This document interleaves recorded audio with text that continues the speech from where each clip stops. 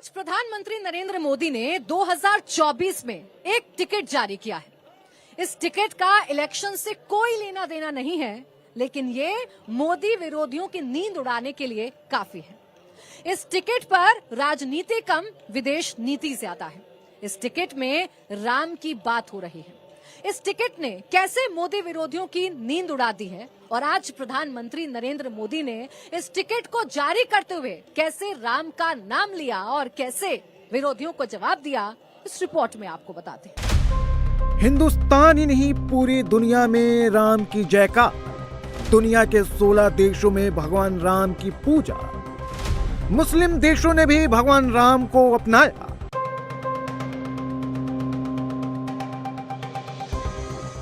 अयोध्या में रामलला आ रहे हैं। पूरा देश रामोत्सव में डूबा हुआ है, लेकिन भगवान राम और उनकी महिमा सिर्फ हिंदुस्तान तक ही सीमित नहीं है। बौद्ध धर्म के मानने वाले हो या फिर सबसे ज्यादा मुस्लिम आबादी वाला देश हो, वहां भी श्री राम की पूजा होती है। पूरी दुनिया में भगवान राम की पूजा किस रूप में होती है, रामायण को किस देश में क्या बोलते हैं, आपको बताएंगे। लेकिन उससे पहले ये जान लीजिए, दुनिया में भगवान राम का प्रभुत्व कहां तक है।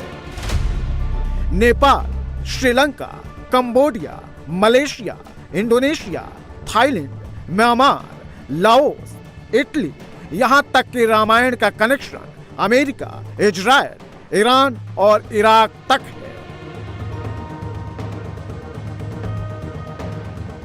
इन सभी जगहों पर भगवान राम और रामायण में मौजूद पात्रों की अलग अलग रूप और नामों से पूजा की जाती है।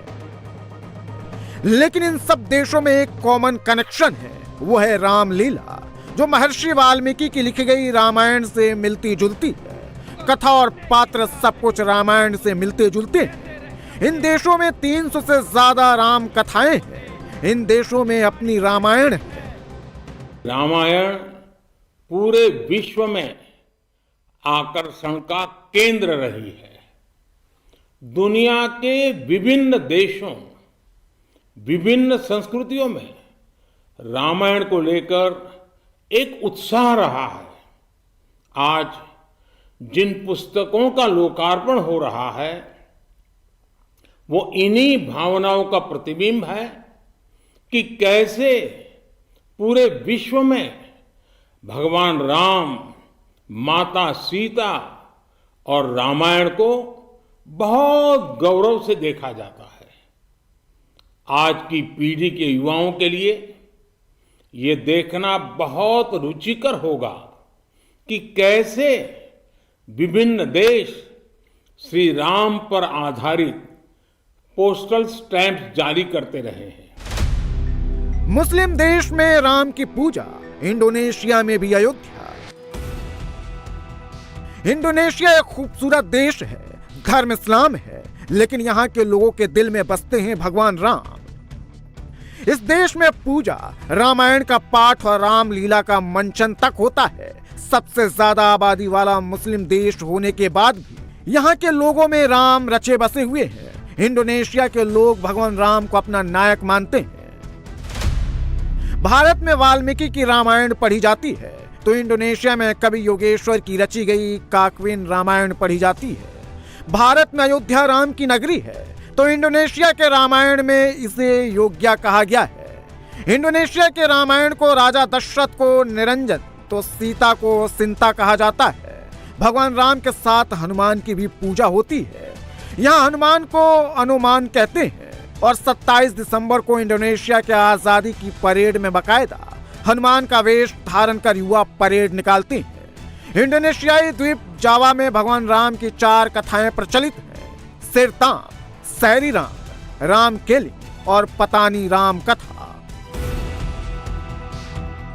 मुस्लिम देश होने के बावजूद इंडोनेशिया में जगह जगह मंदिर और पत्थरों पर हिंदू देवी देवताओं की मूर्तियां आसानी से दिख जाती हैं।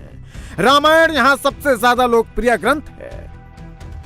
कहा जाता है कि सुल्तान के महल में भी रामायण का पाठ किया जाता था। इंडोनेशिया में रामायण का प्रभाव कितना है, इसका अंदाजा इसी बात से लगाया जा सकता है कि यहाँ नौसेना अध्यक्ष को लक्ष्मण कहा जाता है। गरुड़ की भी काफी अहमियत है। इंडोनेशिया में करीब 10,000 मंदिर है। बाली में हिंदुओं का विशाल मंदिर है जिसे 13वीं और 15वीं सदी में बनवाया गया था। इंडोनेशिया के लोगों के दिलो दिमाग में राम कितने बसते हैं उसकी गवाही ये डाक टिकट दे रही है। इंडोनेशिया में भगवान राम, सीता, हनुमान और दूसरे पात्रों के नाम पर अभी तक कई डाक टिकट जारी किए जा चुके हैं। मलेशिया में भी श्री राम की पूजा।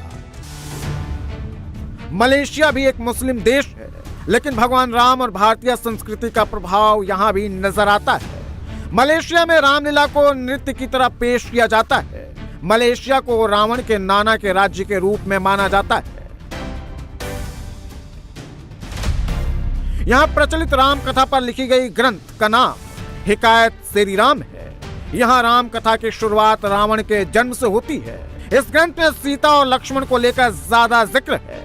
मलय रामायण की सबसे प्राचीन कॉपी सुरक्षित रखी गई है जो अरबी भाषा में लिखी गई है। मलेशिया के लोगों में भगवान राम की आदर्शवादी छवि का कितना प्रभाव है कि इस्लामीकरण के बाद भी लोग उनका परित्याग नहीं कर सके। कंबोडिया में भी जय श्री राम।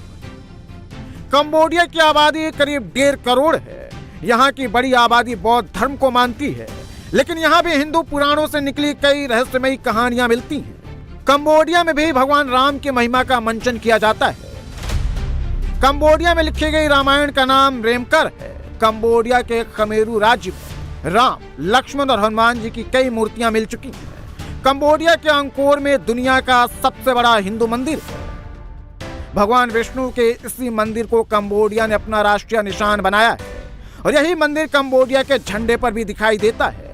इस मंदिर को लेकर मान्यता है कि कंबोडिया का यह इलाका समुद्र मंथन के बाद सामने आया था, यानी पाताल में बसा नागलोक। यही वजह है कि यहाँ के लोग खुद को नागवंशी मानते हैं और रामायण के पात्रों की छाप अभी भी कंबोडिया के लोगों पर दिखाई देती है। कंबोडिया की सरकार राम, रावण, हनुमान और सीता के नाम पर अभी तक कई डाक टिकट जारी कर चुकी है।